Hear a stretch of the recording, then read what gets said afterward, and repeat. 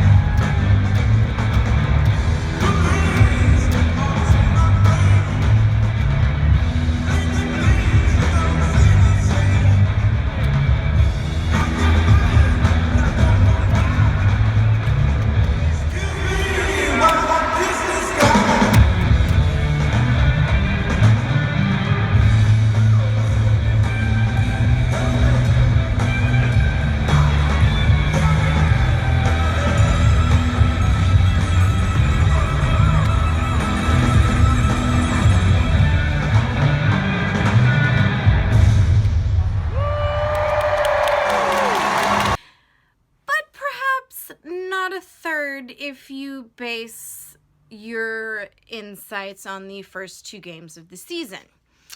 So, first game, we lose quick in the opening period. And every LA Kings fan in the world covers their face in their hands and basically writes off the entire season. At least the NHL Network did earlier.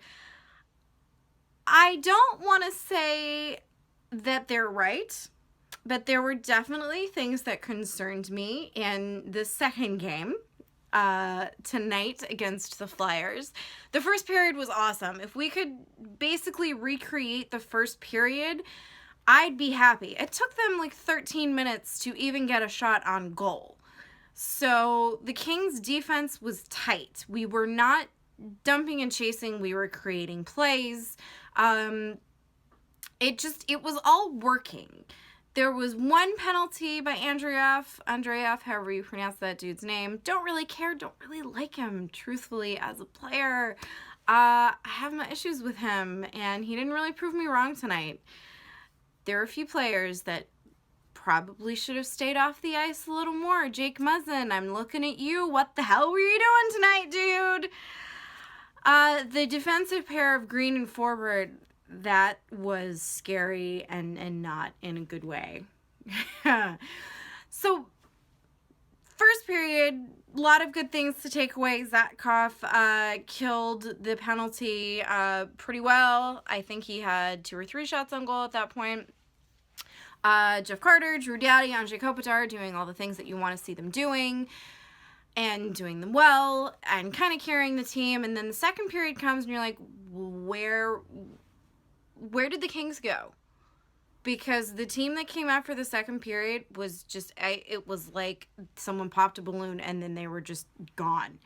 The first goal came pretty early in something, maybe Quick stops.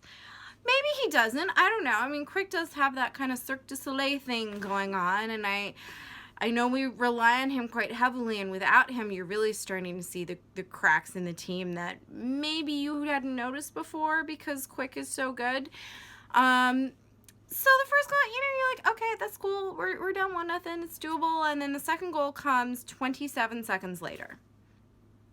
So that's not good. And both of those goals came after a bad line change and a defensive breakdown in front of the net.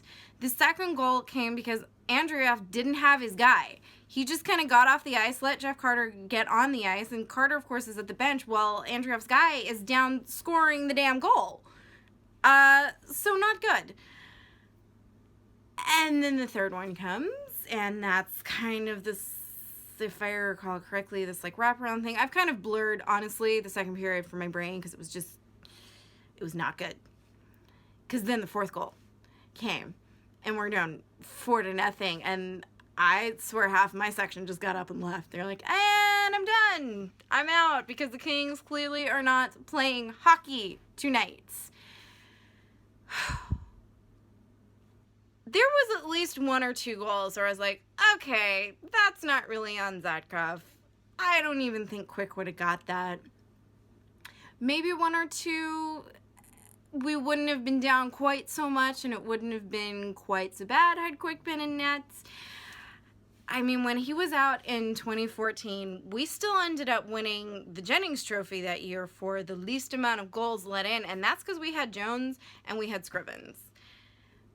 I just don't see Zatkov and Budaj being the quality that Scrivens and Jones are. Jones nearly won the Stanley Cup last season. Why did we get rid of him again? And I'm pretty sure he was 1 vote away from winning the Conn Smythe Trophy. And if it was anyone but Sidney Crosby playing because the press love him, he probably would have. There's precedent for the goaltender of the losing team to win the Conn Smythe Trophy. I know way too much random stuff and not the point. Point being, the Kings had a lot of issues in the second period. And perhaps some of them will be fixed when we get Pearson back in the line up. Sorry, I was thinking of Zatkov. That his suspension is over as of this game, so he will be back in the lineup. My personal choice would to see both Shore and Andreev out of the lineup and put Nick Dowd in. He did amazing things in postseason or preseason. I was really impressed with him, and I think that he deserves a shot because clearly what was happening tonight was not the greatest quality, and Sutter likes to shift things up. I don't know how many line combinations he had tonight, but seeing that 70s line back together next time, I'm hoping there are some positive things that are going to be coming, but there are definitely more changes that need to be made. The first period, we held them to 4 shots on goal. We had 10. By the end of the second period, they had 21 more shots, and I think we only had like 2 or 3 in the whole period. So that's not a period of hockey you can have and still expect to win any kind of anything. Drew Doughty came back with a vengeance. My brother texted me and was like, dude, that shot would have taken off someone's head if it didn't go in the back of the net. So Drew now with the nice little A on his, I don't know if you can see this, I'm wearing Anze Kopitar's new jersey. This is the 50th anniversary jersey. Again, totally off topic. Drew Doughty scored. It was awesome. Total zinger of a shot. Oh, that's right, because Captain Anze Kopitar is the reason that he got the puck in the first place. He won the battle deep in the boards and got the puck to Drew, and Drew just slammed it all the way into the back of the net. So that was how the second period ended. We got one, that's good. And I don't know what Sutter said to them, but they came out in the second period, or the third period, and it was a little bit more like they were the team that played in the first period, but all the damage had been done in the second, so it didn't really matter. We came back with a power play for 2 whole minutes, slashing, so that was a good momentum. And then within a couple of minutes after that, we scored our second goal. I'm slightly concerned only because of the 2 goals we scored. They were both from defensemen. This was McNabb from Martinez and King. I love that our defensemen are getting in it. It's great that we have defensemen that can do that. But when you've scored 3 goals in 2 games and you have let in... Actually, we only let in 2 against the Sharks. But still, you've let in 6 goals. Your forwards need to be doing something, and you need to let your defensemen be able to play defense and not have to worry about playing offense, because clearly these things are not meshing. So, awesome goal from Brayden McNabb. And then they just kind of kept playing hockey, but like not, there was really nothing. There was a power play we had with maybe like 9 minutes left in the second, and kind of nothing came from that. And you've got Sutter putting Shore on the second power play unit, and you're like, why? Oh wait, because nobody else was doing anything anyway, so why not try it? It didn't really work. They kind of scored, but didn't, because it was waved off for goaltender interference. It would have put them up 5-2, and it would have been kind of the end of it. Still, 4-2, turns out 4 goals was all they needed. Really, when you score 4 goals in a game, that's really all you should need to win it. And we just didn't put up enough of a fight in the closing period. We, like I said, all the damage was done in the second. So, things to work on for the next few games. It's only 2 games in, so, you know, the world is not ending, the sky is not falling, the house has not burned down completely. There were positives, there were negatives, and we're hoping that Sutter can, you know, bring those positives up and kind of eliminate some of those negatives. So I'm curious to see where we go from next. As far as this vlog goes, we are now taking you to Chris Sutter Dance Cam, because that is the best way to end anything.